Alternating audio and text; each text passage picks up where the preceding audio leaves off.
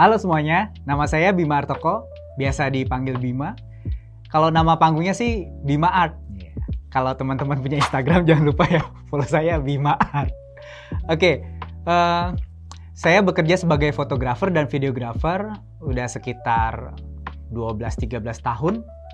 Dan saya sebagai fotografer asosiatnya di Inspirit sudah 10 tahun dari tahun 2014. Dan saya juga sebagai fotografer di beberapa lembaga yang bekerja untuk gerakan sosial. Jadi foto-foto yang saya hasilkan biasanya dipakai untuk kampanye, untuk gerakan sosial, dan untuk keperluan-keperluan lembaga lainnya.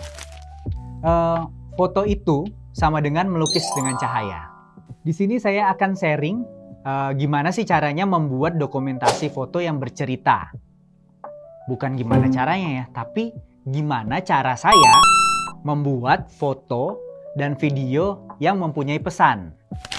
Dokumentasi foto dan video dapat menjadi alat yang luar biasa dalam berkomunikasi. Jadi dokumentasi foto itu kalau di lembaga biasanya untuk laporan-laporan, untuk memberitahu informasi kepada masyarakat bagaimana keadaan yang sebenarnya misalnya di lapangan, di acara atau dimanapun itu, agar masyarakat bisa lebih paham, bisa lebih melihatnya lebih real lah ya. Kalau sekarang kan apa-apa perlu foto, perlu video, dikit-dikit kalau misalnya kita menjelaskan sesuatu ke orang, pasti kan ditanya, ada nggak fotonya, ada nggak videonya, jadi biar mereka lebih yakin gitu.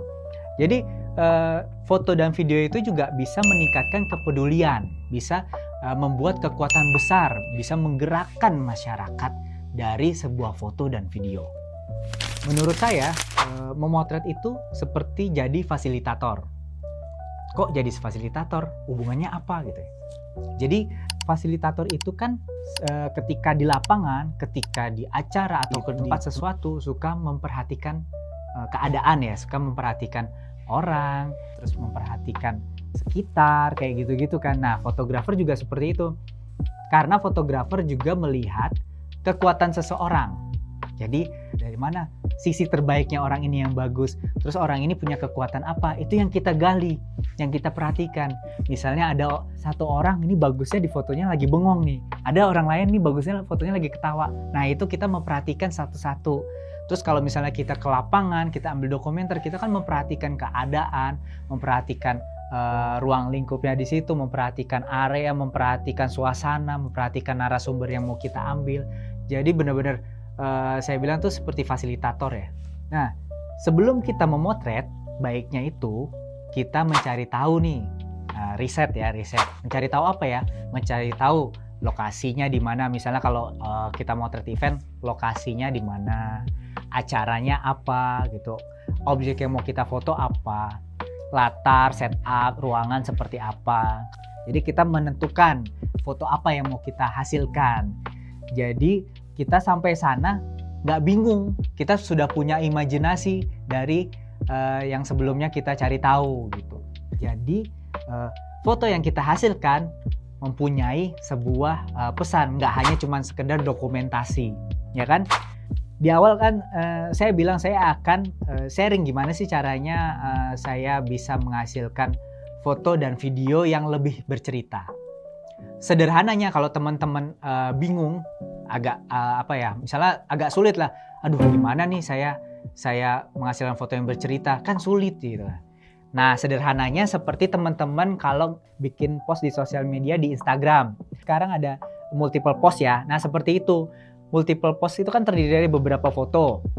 Jadi dari yang foto pertama, kedua, ketiga sampai seterusnya, maksimal kan 10 foto ya. Nah multiple post itu biasanya kita bagi jadi 3. Pertama ada pembukaannya, terus yang tengah ada isi, belakang ada penutup. Jadi misalnya foto 1 dan kedua itu untuk opening, 3, 4, 5, 6 itu isinya, isi acaranya, baru terus selanjutnya adalah closingnya. Itu sederhananya seperti itu. Jadi foto yang bercerita itu menurut saya bisa dibagi menjadi 3 bagian. Yang pertama foto bercerita konseptual, yang kedua ada dokumenter, nah yang ketiga ada jurnalistik atau momen. Apa tuh bedanya? Nah di sini saya akan jelasin, oke? Yang pertama, konseptual. Jadi foto bercerita konseptual itu seperti iklan lah, seperti iklan. Jadi dia tuh ada skenario, ada alur cerita, ada setup. Terus misalnya contohnya nih ya, kita mau cerita tentang produk penyedap rasa. Kita bikin skenarionya dulu, misalnya nanti ada ibu-ibu, ada anak kecil berada di dapur, terus ceritanya lagi ngapain? Ceritanya lagi masak, terus anak kecilnya misalnya mencicipi makanan itu. Nah, itu kan semuanya kita kondisikan, kita atur sedemikian rupa biar menjadi sebuah foto cerita. Nah, kemudian ada foto cerita yang bersifat dokumenter. Menurut saya adalah kejadian nyata yang diarahkan, yang bisa didirect atau bisa juga spontan. Kok bisa didirect atau spontan? Beda ya sama yang konseptual. Ya beda banget. Karena kalau yang dokumenter itu biasanya memang modelnya tuh ya, maksudnya narasumbernya itu bener-bener real. Misalnya petani kopi itu kan bener-bener kita datang ke ke kebun kopi, datang ke lokasinya, bener-bener dia bekerja sebagai petani kopi. Terus kita foto dengan kita arahkan. Kemudian yang ketiga ada jurnalistik atau momen. Nah, ini nih yang momen ini kita benar-benar tidak bisa arahkan. Kita benar-benar memotret hal yang tak terduga.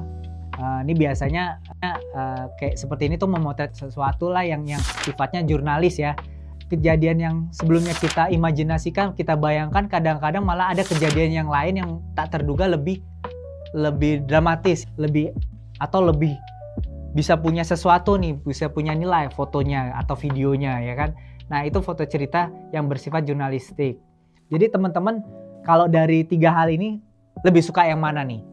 Sebenarnya tergantung tujuan kita apa ya gitu. Nah, selanjutnya tadi kan kita ngomongin 3 hal tentang foto bercerita. 3 hal foto bercerita ini tidak lengkap dan tidak bisa dihasilkan kalau teman-teman juga tidak terlalu mengerti teknis pengambilannya atau teknis peralatannya gitu ya.